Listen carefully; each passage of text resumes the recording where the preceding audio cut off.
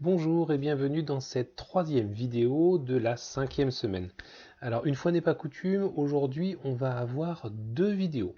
La première vidéo ne concerne que les gens qui n'ont pas encore d'installer sur leur ordinateur OpenOffice. OpenOffice, c'est cette icône-là, c'est ce programme-là.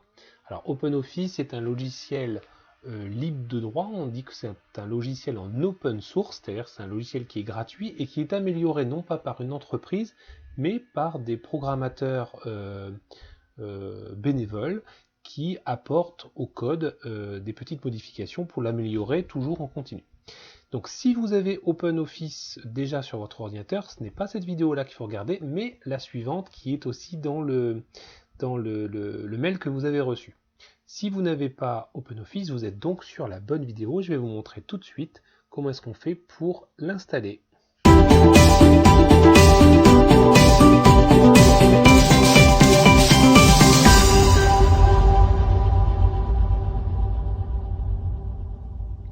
Donc, pour installer OpenOffice, nous allons aller sur Internet et on va le télécharger, c'est-à-dire le récupérer sur l'ordinateur et l'installer dans la foulée. C'est-à-dire qu'on va utiliser un site qui vous permet de télécharger le fichier et de l'installer aussitôt. Alors, j'utilise Google Chrome. Si vous avez Firefox ou Edge, vous pouvez l'utiliser. Il y aura une petite subtilité au moment du téléchargement.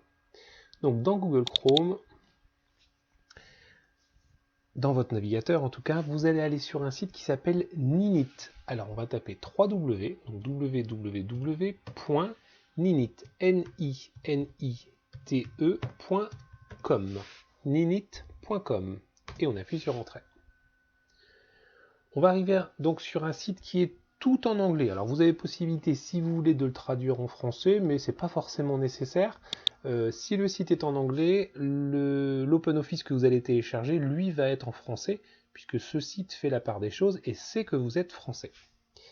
Donc vous allez descendre un petit peu dans la page et vous allez chercher le groupe de programmes, le groupement de programmes qui s'appelle Documents.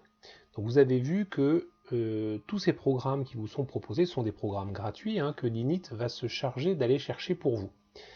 Il suffit de cocher les petites cases pour dire quel programme on veut, et donc là, nous, ce que nous voulons, c'est OpenOffice. Donc on va cocher la petite case qui est devant OpenOffice. Je vous rappelle que suivant la configuration de votre écran, OpenOffice ne va pas forcément être exactement au même endroit que moi, donc il faudra pour vous chercher le groupement documents et ensuite le programme OpenOffice.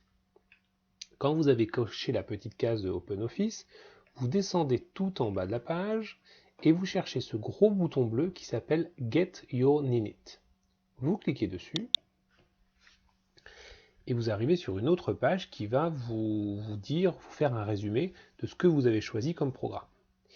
Puisque je suis sur Google Chrome, ça va apparaître en bas à gauche, j'ai donc le programme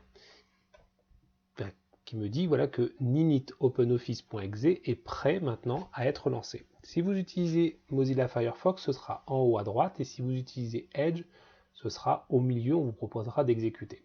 Vous voyez la difficulté en fait quand on a trois navigateurs, des explications, c'est pour ça que j'ai tendance à préférer de prendre toujours le même, c'est à Google Chrome.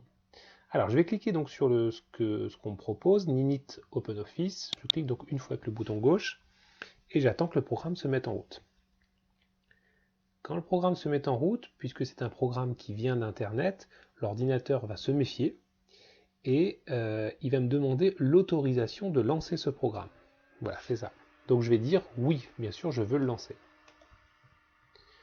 Le programme va se lancer et il va télécharger de lui-même OpenOffice et l'installer dans la foulée. Donc vous voyez l'intérêt de Ninit, c'est qu'il télécharge les programmes, même s'il y en a plusieurs, et il les installe dans la foulée. Alors, le téléchargement peut être plus ou moins long, bien entendu. Ça va dépendre de votre connexion à Internet et aussi un petit peu de votre ordinateur. Donc, ne vous inquiétez pas, il suffit d'attendre que la barre soit arrivée jusqu'au bout et que toute l'installation soit terminée.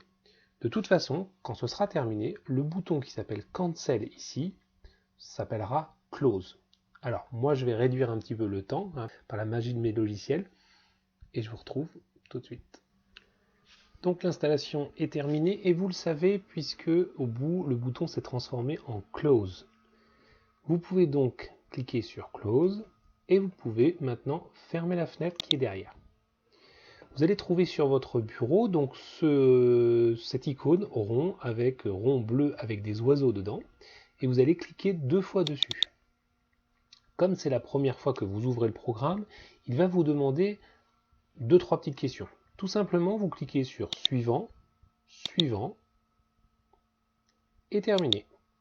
Et le programme est prêt à fonctionner. Vous pouvez passer maintenant à la vidéo numéro 2.